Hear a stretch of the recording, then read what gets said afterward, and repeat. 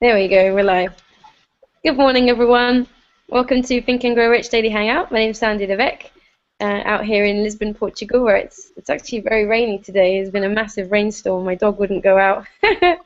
How are you, Glenn? Doing fine. And, fall is starting to enter the air here a little bit and kind of see Ah, nice. You oh know, yeah, it is there too. it's Yeah. good. Well, it's a bit early here. Normally, it should be more October time, but I think because we're by the ocean, there's different like Yeah. storms that come in, so it's quite exciting. Yeah, I quite like it. Yeah. Um, yeah. Yeah. It So today we're. Oh, go on. Hmm. adds texture to life, right? Yeah. Yeah, exactly. If every day was always the same, as much as I like sunshine, and I apologize that we're talking about the weather, we don't. As a half British person, it comes easily. um, but we don't normally start the hangout with weather discussions, but it's all good. I actually started it.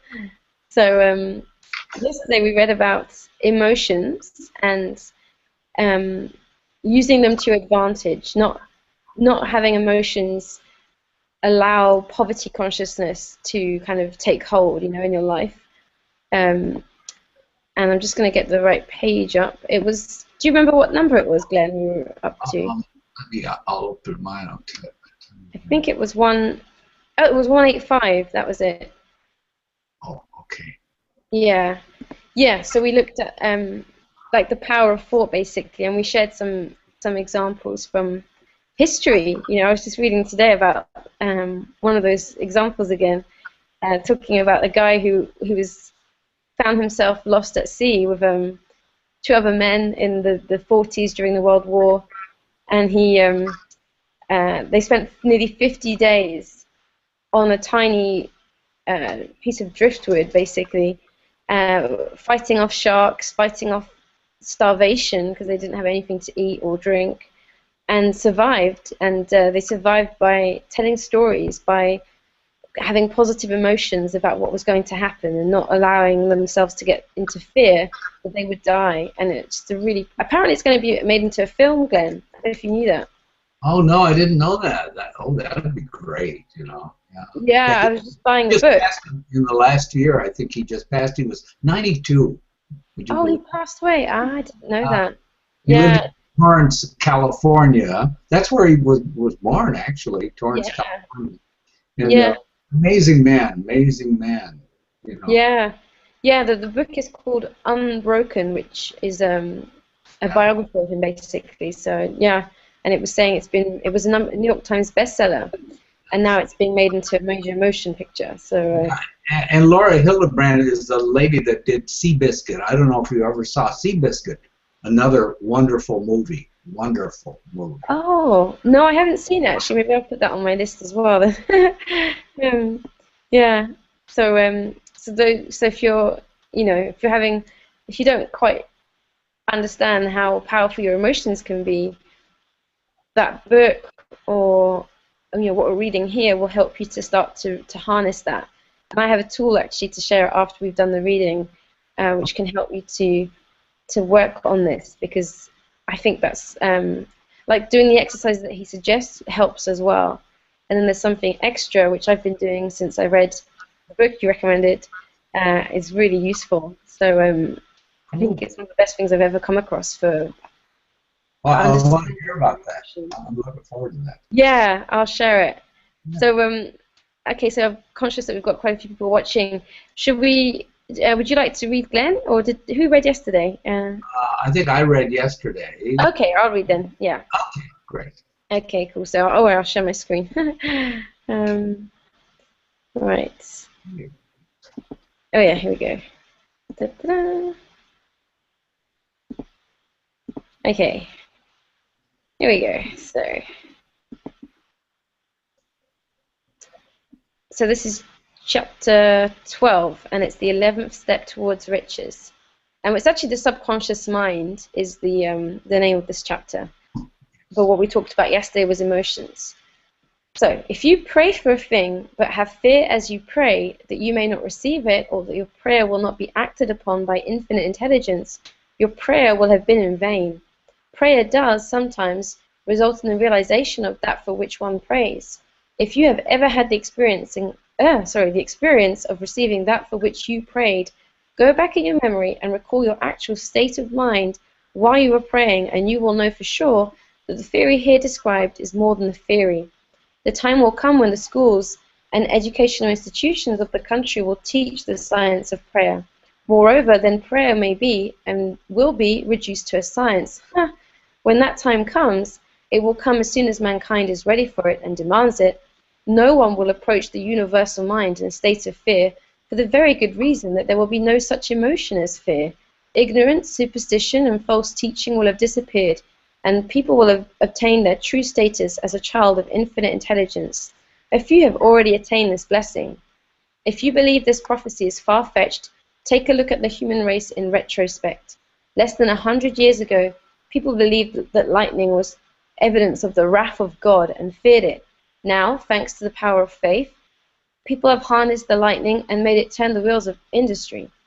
Much less than 100 years ago, people believed the space between the planets to be nothing but a great void, a stretch of dead nothingness. Now, thanks to the same power of faith, people know that far from being either dead or a void, the space between the planets is very much alive, that it is the highest form of vibration known, excepting perhaps the vibration of thought.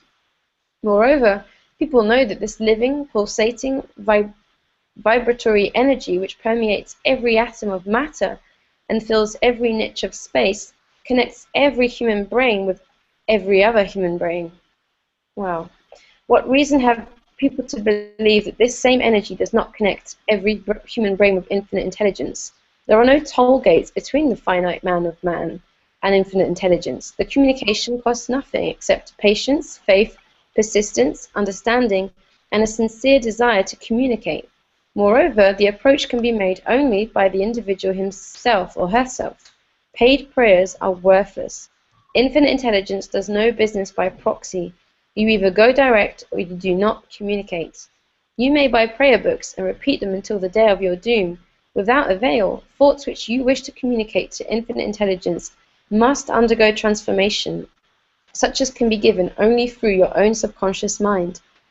The method by which you may communicate with infinite intelligence is very similar to that through which the vibration of sound is communicated by radio.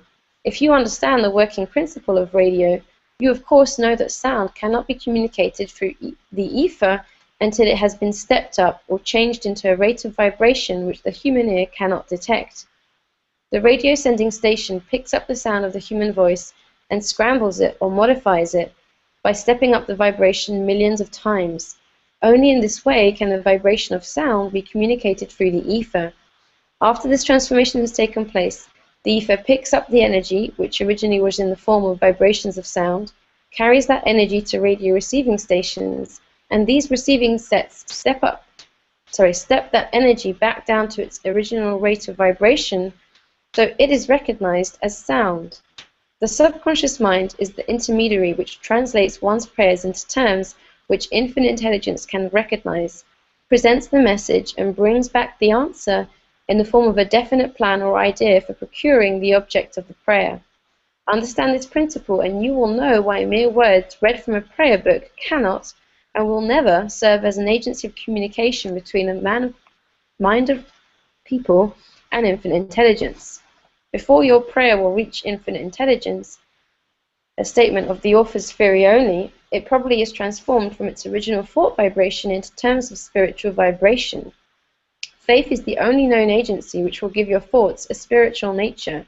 Faith and fear make poor bedfellows. Where one is found, the other cannot exist. Aha.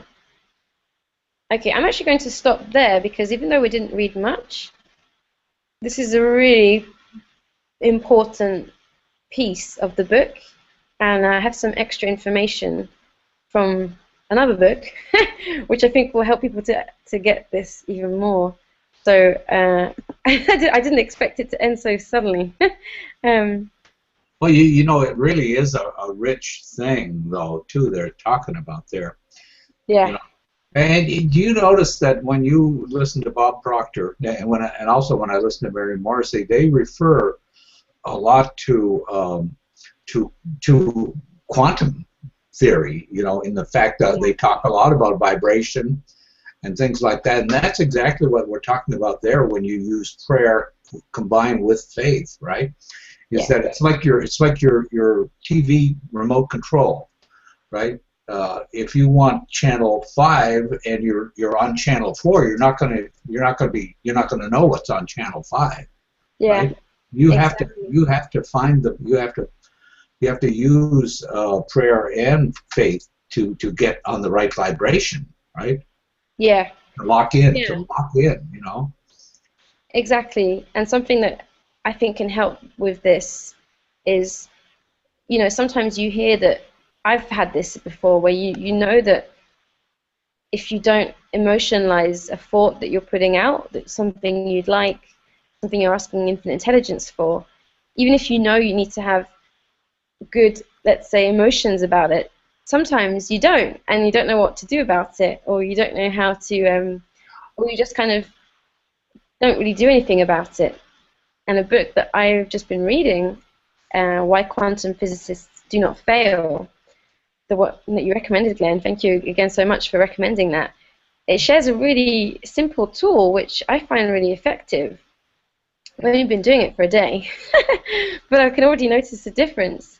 And it's the same tool that he applied to change his weight, to change his financial situation, and it's basically what a lot of people teach, but just the way that he explained it, it gave me a new awareness of it, which has helped me to really understand how effective it is, because he basically is explaining how, why things like the law of attraction actually work, because we can understand that what we feel is what comes back to us, but sometimes we don't know why. And he shows that in quantum physics, there are some very clear principles which are why that's so. We talked a bit about it yesterday, the fact that we are all entangled, that, like Napoleon is saying here, everything, all the brains are connected, we're connected to what we see, things aren't separate from each other. So when you look at something, the way you're thinking about it influences that thing. And also that when you have, so for that reason, if there's something that you would like and you don't have it, it's there's just no way of getting around it, that you obviously don't have positive emotions about it. Because if you did have positive emotions, you wouldn't have an absence of it or a lack of it. You would just have it. Yeah, isn't that powerful? Well, yeah, it is, because you realize, well, and it's so true. I mean, when I look around, I've seen so many examples of how this is true. People I know, people I've read about, friends of mine.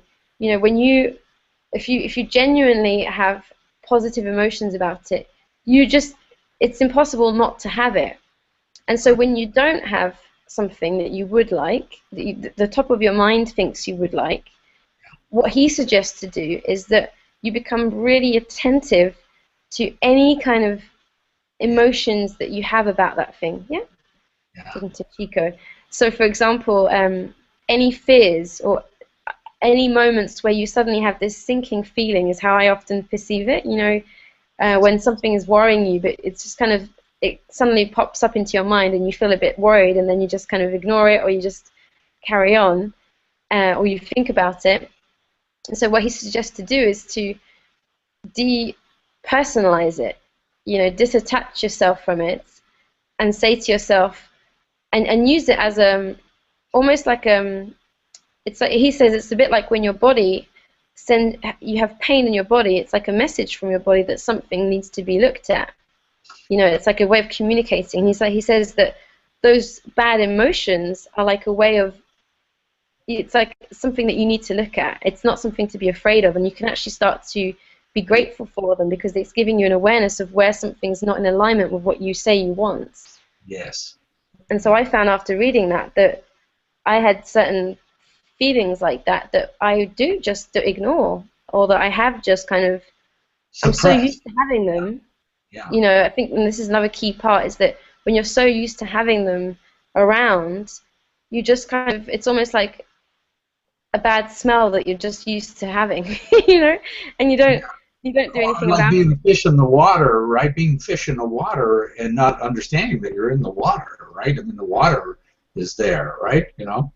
Yeah, Yeah, it's. I know what you're saying, and you know, remember one of the things that he recommended was to write down the word money, and yeah, then think about that and go deep, reach inside yourself and say, what you know, what are my feelings about that? And then yeah, what I did is I started writing down phrases. I yeah, started writing down my feelings about money, which to me are all good feelings, you know, and I couldn't find anything on that. But then I have another area of my life that I've had real trouble with. I wrote that down, and boy, I wrote down a bunch of negative things, you know. right. You know, so Yeah, I mean, that is a tool in and of itself, right? Just sit down and do yeah, that exercise, right? exactly. And then throughout your day, just be aware of when you have those moments of Yeah. fear or worry. And then what he suggests to do is you say to yourself, oh, okay, I like you basically just want to say something that will neutralize it. So, you know, like let's say you have a fear about your weight, or you look at yourself and you feel like, oh, I'm too chubby or I'm too fat or whatever. He Yeah, says, I well, am fat, right? what I you am can do fat. instead, yeah, is look at yourself and say, okay, I at the moment I have an excess of weight, Unwanted weight. unwanted weight, but I know that if I train myself to tell better stories about food, that I can eventually lose some of this unwanted weight or something Yeah, like that, yeah. you know. And at first I thought it was a bit wordy, to be honest. I was like, wow, I'm not going to be able to say stuff like that just off the cuff. But the principle is really simple. You just observe what is, Yeah. so don't judge it. You know, you just observe what is, and then say to yourself, okay, I know that that with practice, I can begin to lose this unwanted weight. You know, or if you're worried about money, I can I begin know to with eat in a way that will cause me to take off this unwanted weight. yeah, exactly. And you can Yeah, get creative and just. And I yeah, do recommend reading this book because it will just give you some ideas about how to do this if you're interested. You guys watching. And it's a very yeah. simple, easy book to read. You know, it sounds a bit like, oh, quantum physics, physicists. Yeah, You like get, it might be an overload of science or something, but it's not. It isn't really. yeah, No. it's very simple. It actually helps you cognitively understand why the law of attraction works, and Right. that helps you, you know, I think it helps you become you use it better basically because you get it better, you understand it more, you know, rather than just being something that intuitively makes sense. It's Yeah. like when you understand, oh well, that's why, and it's been scientifically proven. Yeah. It starts to become more powerful. Yeah. It does. I Yeah, think it's a real enhancement to what we're doing with Think and Grow Rich, Sandy. You know, because it does give you. I mean, it actually reinforces what we're studying there, right? Because as you read this, now you begin to translate it also to this other technique. You know, I mean, it's yeah, yeah, pretty. exactly. And the and it's also why the you know, like he talks about the seven major negative emotions in Think and Grow Rich, like fear, jealousy, hatred, revenge, greed, Right. superstition. I don't know these by heart, by the way, guys. I'm just reading them off the book. um, and how you can't have positive and negative emotions at the same time.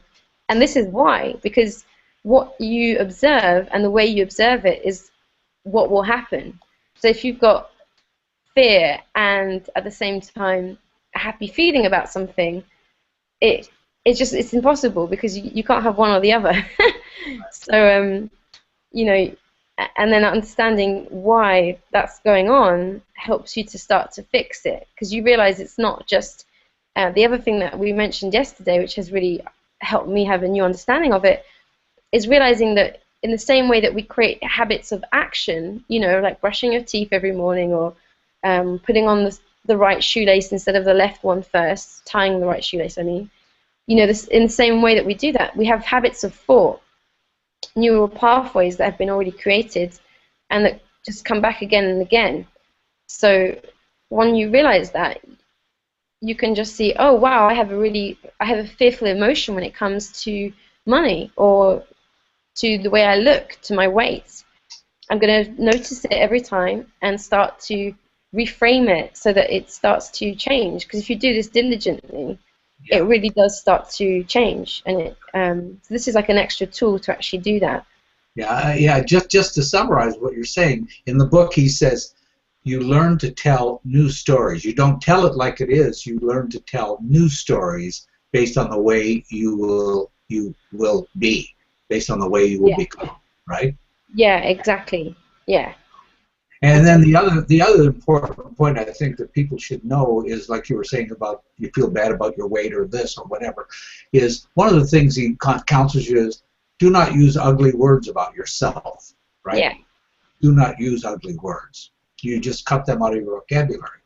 So you Yeah. don't say I am fat. You say I have unwanted weight. Yeah. Yeah. That's very true. So Because so at you first don't I beat thought, yourself up. yeah, and you have to be really honest with yourself. Because I remember when I first read that, I thought, well, I don't really use words like that about myself. Because I've kind of been doing personal development for a while, and I thought, I already, I literally thought to myself, well, I don't really do that. And then, as soon as I thought that, I started to get these flashbacks of times in the past, and I would think of myself as a poor person or as a broke person, and Yeah.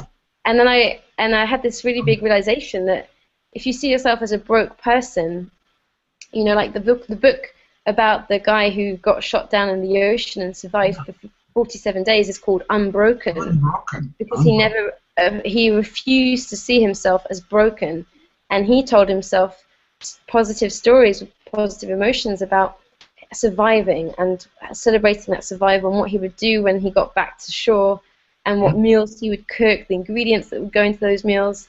So you have to be really aware of how you do actually speak about yourself. Yeah.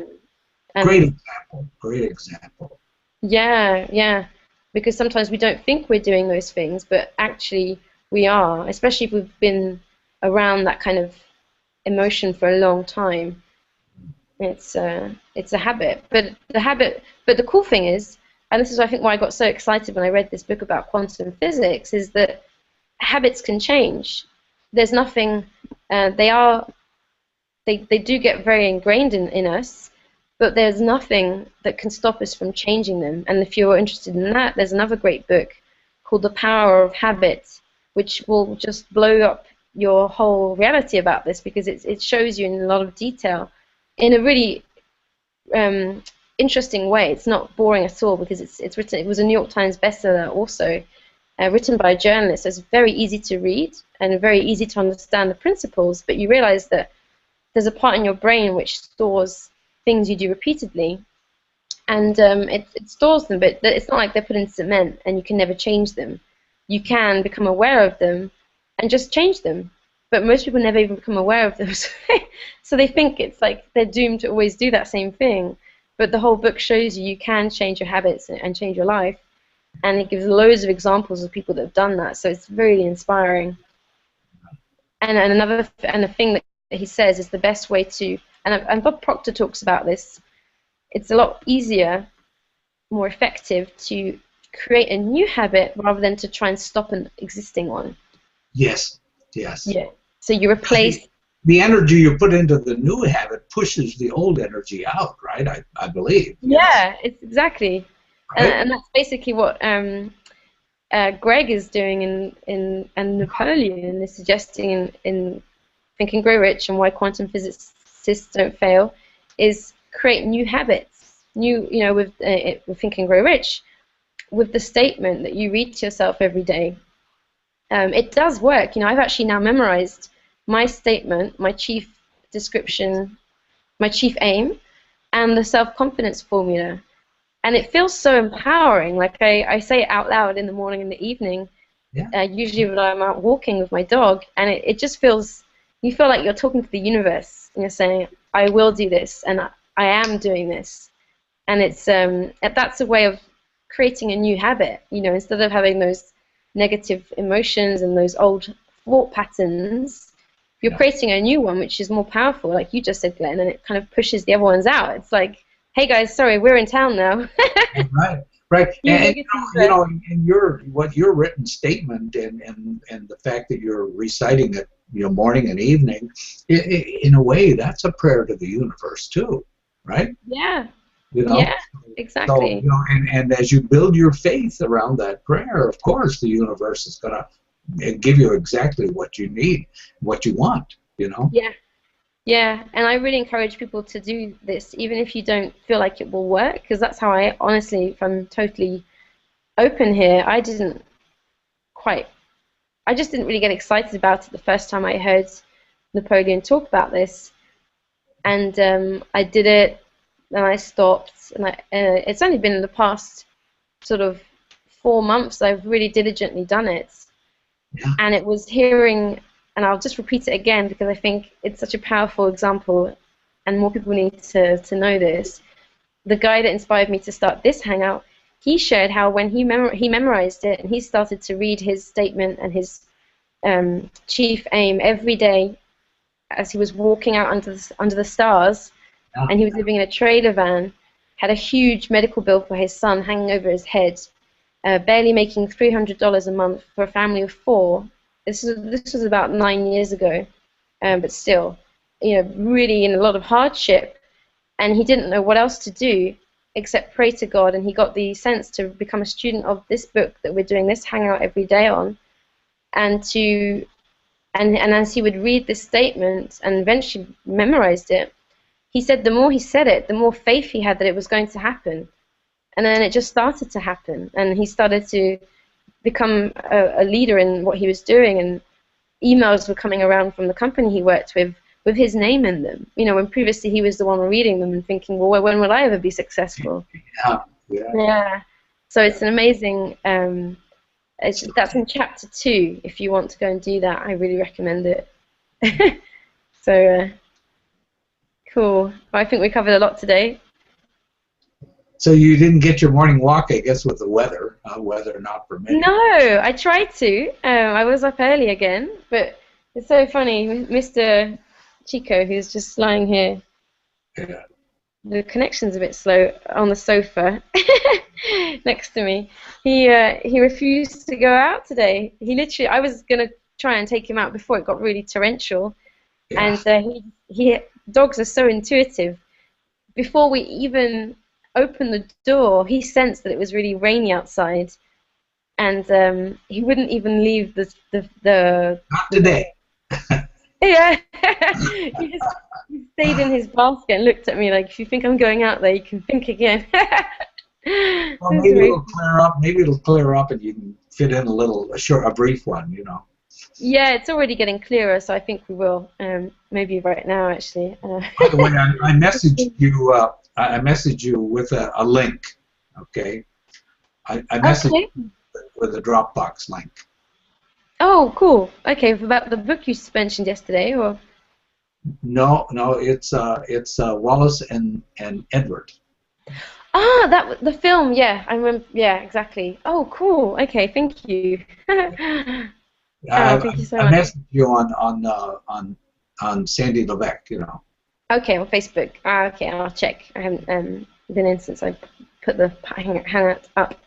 Cool. Thank you, Glenn. Cool. Well, thanks everyone for coming on and for watching. And the books that we mentioned were Why Quantum Physicists Do Not Fail by Greg Kuhn and oh yeah, Unbroken by And Laura Hillenbrand, the power and of The Power of Habit by Charles Duhigg. So loads of good books there. And this one, of course, which is like a great basic. This one, I think, to me, is like the foundation. yes, It's like yes, it has so much essential. Like it's like the foundation of a building. When you exactly. understand all the principles that he covers, then you can find books which fit in, which help you understand each principle even more. But this one, I think, is one of the best books to really know because it just gives you a broad Right. Well, overview. in fact, one of the things I'll use is the word cornerstone.